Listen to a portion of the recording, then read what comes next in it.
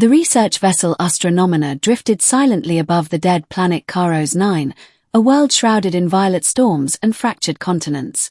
6 astronauts prepared for descent. Unaware they were already being watched. Ancient signals had lured humanity here, signals that matched no known language yet resonated within the human brain like a forgotten memory. Commander Elias Ward felt it first, a pressure behind his eyes, a whisper crawling through his thoughts. The surface scans showed ruins older than Earth itself, carved into black stone that seemed to absorb light.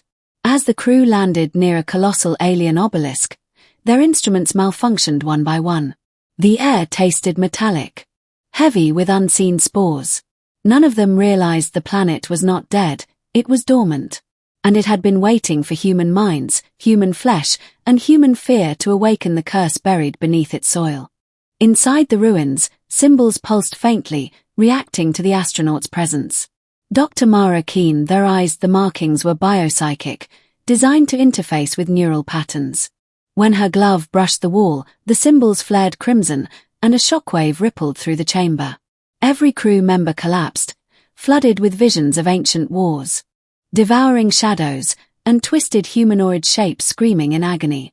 The curse bonded instantly, threading itself into their DNA. They awoke minutes later, shaken but alive, or so they thought. Veins darkened beneath their skin, eyes briefly flashing unnatural colors. The ship's AI detected rising aggression hormones and abnormal cellular mutations. The data made no sense. The curse was not killing them. It was rewriting them.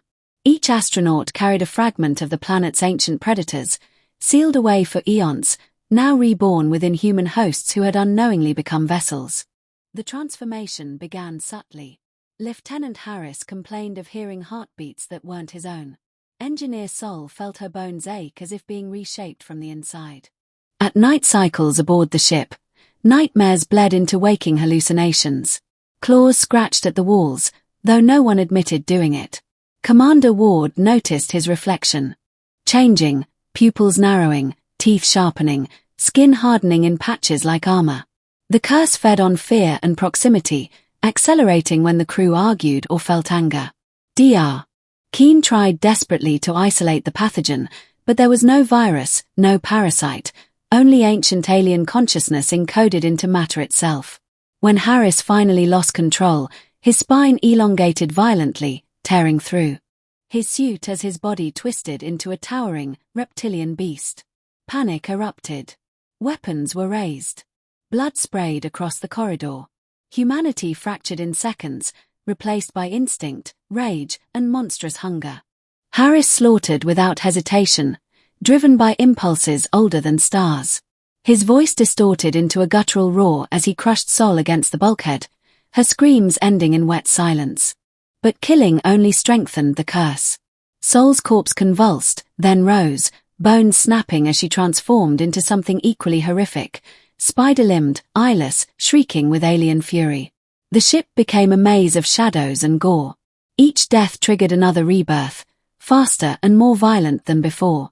Commander Ward realized the curse was designed to force hosts into mutual annihilation, harvesting conflict as energy. The ancient aliens had created it as a weapon, one that turned enemies into armies that destroyed themselves. Dr. Keane, half-mutated yet lucid, begged Ward to end it by destroying the obelisk. But the creatures were no longer just aliens wearing human skin. They were the crew, twisted beyond recognition, hunting each other through the corridors they once called home. As Ward fought his own transformation, scales creeping across his chest, he used the ship's internal cameras to track the monsters. Each creature reflected the worst traits of its host: Harris's aggression, Sol's analytical mind warped into predatory calculation, another crew member transformed into a massive, sound-sensing horror that hunted through echoes. The curse adapted, evolving with every encounter. Dr. Keane injected herself with experimental nanits, slowing her mutation at the cost of intense pain. She discovered the curse resonated at a specific frequency tied to emotional intensity. Fear amplified it. Hatred perfected it. In a final lucid moment, she transmitted a warning to Earth: do not respond to ancient signals.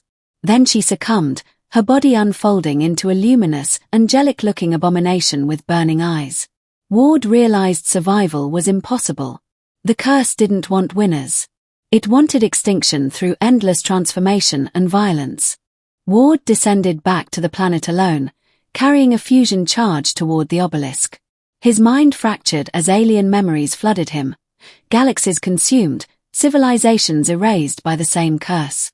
The obelisk awakened fully, towering above him, alive with pulsating light.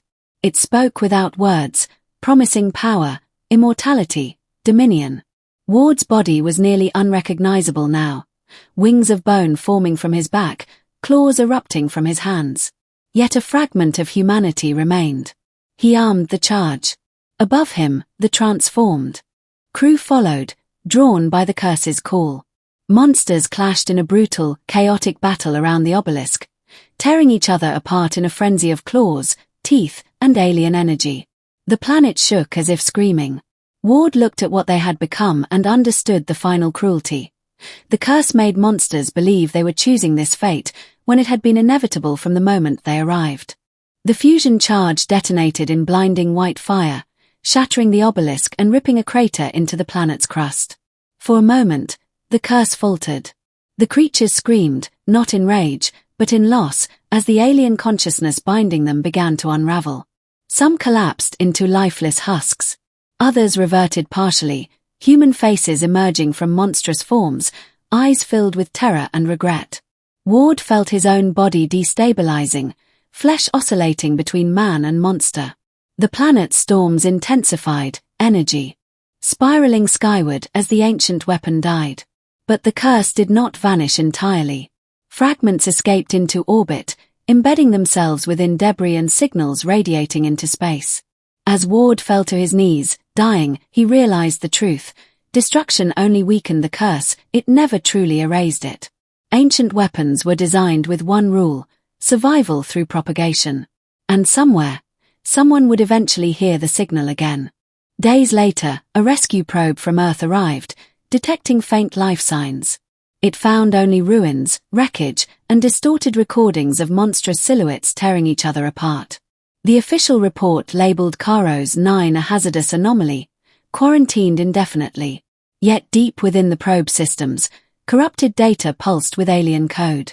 Back on Earth, engineers studying the recovered files began experiencing vivid nightmares.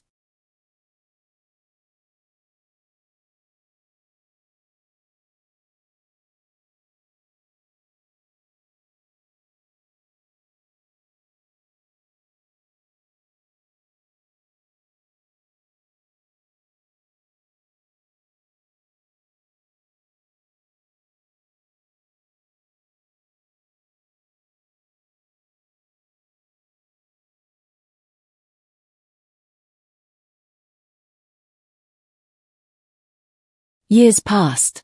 Conflicts on Earth grew more violent, more irrational. Soldiers reported moments of uncontrollable fury. Civilians experienced brief but terrifying physical mutations during emotional extremes. Governments blamed genetics, pollution, psychological stress, anything but an ancient alien curse. Deep beneath classified laboratories, scientists attempted to weaponize the phenomenon, believing they could control it. They were wrong. Every experiment ended the same way: transformation, madness, mutual destruction. Surveillance footage showed humans tearing each other apart, morphing into creatures that vanished into smoke or light upon death. The curse thrived on ambition. It fed on the belief that humanity was in control. Somewhere in the cosmic dark, remnants of the ancient alien race observed quietly, satisfied. Their weapon had outlived them. It no longer required temples or obelisks. Humanity itself had become the perfect host, spreading the curse through war, fear, and the endless desire for power. In the final transmission recorded centuries later, a lone archivist drifted aboard a dying space station, documenting humanity's collapse. Earth was silent, its surface scarred by monstrous wars no history could fully explain. The archivist's hands trembled as veins darkened beneath the skin, another transformation beginning. Calmly, they spoke into the recorder, voice steady despite the pain. "We were never invaded," they said. "We invited it." Outside the viewport, twisted shapes floated through space, once human, now something else entirely. The curse had achieved perfection, a self-sustaining cycle of creation and annihilation. As the archivist's body began to change, the recorder continued drifting, broadcasting the message into the void. Somewhere, far away, another species would hear it. And just like humanity, they would answer, never realizing the signal was not a call for contact, but a warning written in blood.